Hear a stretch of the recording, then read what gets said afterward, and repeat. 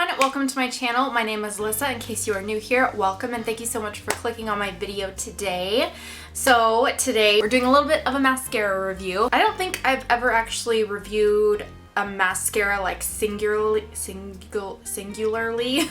on my channel before. I've always just reviewed it like within bigger collections. So I'm really excited to dive into a solely mascara based review. Mascara is like probably my holy grail makeup item. If I was on a desert island, that's what I would pick as my makeup item of choice. I just cannot live without it. I've got two different mascaras to review for you guys today. These guys were both just released right around the same time and they're the same exact price. So I wanted to do a comparison and see which one of these are worth your money. Which one of these is worth your money, or if they're both worth your money. So the first one up, we have the PUR On Point 4-in-1 mascara with hemp, and it just comes in a little silver tube like this. It's actually really nice packaging. It's very sleek. So reading the cardboard box that it came in, it says a high volume hemp infused mascara that adds drama to the look of lashes. Separate, lengthen, and thicken the appearance of your lashes with intense black pigment that leaves a lasting impression. And I should note that this is also cruelty-free, gluten-free, and vegan as well. You get 0.24 ounces for $22. I happen to purchase both of these on sale, and so I got them for cheaper. I'll let you know all that pricing and where to buy it at the end of the video. But the next one we have is the LORAC Holy Lash Volumizing Mascara. It just comes in a matte black packaging like this with gold lettering. And once again, reading from the packaging, this Holy Grail mascara transforms lashes into a rich flutter of volumized bliss that is sure to leave admirers worshipping your seductive gaze. That's dramatic. The custom design brush has rigid petal-shaped bristles that lift and separate, while the matte jet black velveteen formula instantly curls and lengthens to create a panoramic effect without clumping or flaking. This mascara is as good for you as it is mesmerizing, infused with an euphoric. Should be a euphoric, with a euphoric combination of shea butter and vitamin E to blissfully nourish, soften, and condition lashes during wear. Whew! Wow. I don't know if this is cruelty-free or not. It doesn't say on the box at all. So I'll put like an annotation on the screen whether LORAC is cruelty-free, vegan or not. Once again, like I said, this is the same price as the other one, so it's $22, and this one you get 0.42 ounces. It's almost double the amount of product as the PUR one. But the real test is, how did they wear? I wore these mascaras for the past couple days, and I filmed it yesterday, but I didn't film it the day before. So I kind of have a conclusion of how it wears all day long. First, let's actually get into the application itself. So we're gonna rewind a little bit to when I first put this on for this makeup look today and get back to you guys after. Super up close and personal, but here we go. All right, I'm gonna start with my left eye with the PUR On Point 4-in-1 mascara with hemp. So let's try this guy.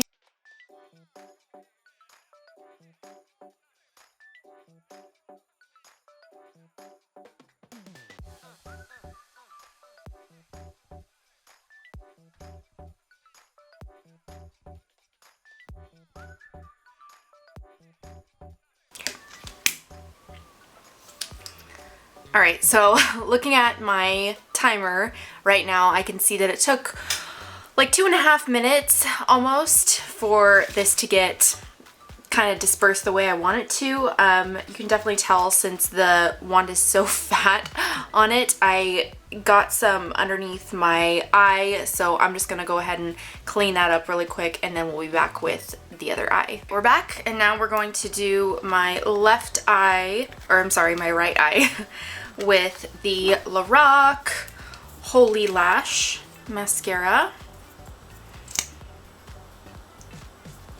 Once again, this is a pretty fat brush, so we'll try it out.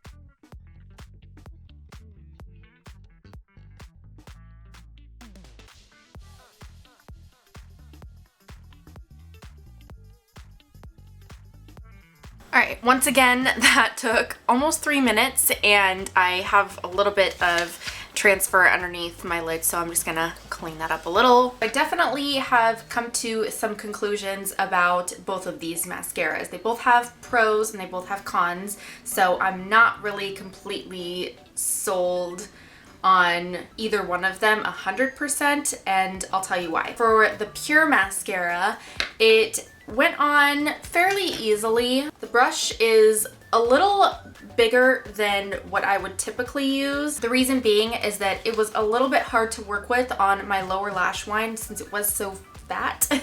It was hard to get really in there, like tight into my lower lash line. So that was kind of bothersome. I mean, I made it work. I made it happen ultimately. So I guess that's fine. In terms of time spent on getting it to achieve the way I want it to look, it just kind of fell short for me in that area. As far as my top lashes itself, I think they look great. I will say though, it was yesterday that I wore it. I did my upper lash line, came back to it maybe like a minute or two later, and it was a little bit tougher to work with. So this formula does dry down semi-fast-ish. I mean, if you're working quickly, it's not a big deal. I mean, it's not super dry formula, but I could definitely tell that it was drier than anything that I would typically use. It coated my lashes just fine. Next, let's move on to the LORAC mascara.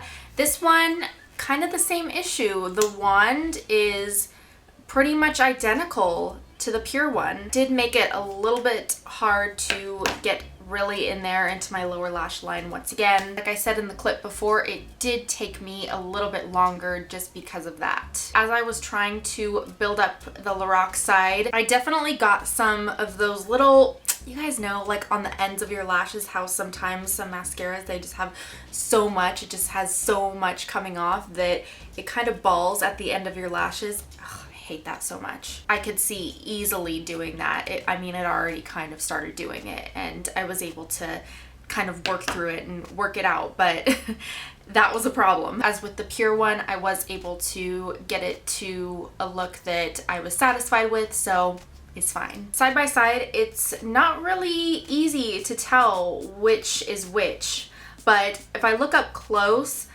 I think if I had to pick, I would probably pick the LORAC side, even though it does have some drawbacks. I don't know if it's just this one seems blacker, but I really just feel like this side just looks a lot more covered. Ultimately though, they're both good mascaras and I will continue to use them.